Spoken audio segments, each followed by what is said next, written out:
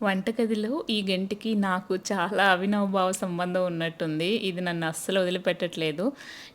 ఏం చేద్దాం, నేనే చేసుకోవాల్సొచ్చిన పరిస్థితయితే వచ్చింది. దీని గురించి ఏదైనా ఇంకొక వీడియోలో చెప్తానులెండి. ఇంకా ఈ మధ్య వీడియోస్ పెట్టలేదు గదా!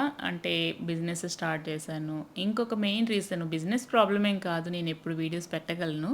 కానీ జాబ్ అయితే స్విచ్ అయ్యాననమాట. రీసెంట్‌గానే జాయిన్ అయ్యాను. బట్ షిఫ్ట్స్ ఉన్నాయి మీకు తెలుసు కదా! సో, నేను అది చేయగలనో లేదో అనుకుంటూనే కొంచెం డౌట్‌ఫుల్‌గా జాయిన్ అయ్యాను. బట్ వర్కౌట్ అవ్వట్లేదు చేయలేక మళ్ళీ జాబ్ అయితే స్విచ్ అయ్యాను. దానితో డాక్యుమెంటేషను, ఆ ప్రాసెస్, ఈ బిజినెస్ వీటి వల్ల కొంచెం గ్యాప్ ఇచ్చాననమాట. ఇంకా ఎలాగూ వంట నా చేతిలోకే వచ్చేసింది కాబట్టి ఇంకా మీకైతే వీడియోస్ అయితే పెట్టేస్తాను.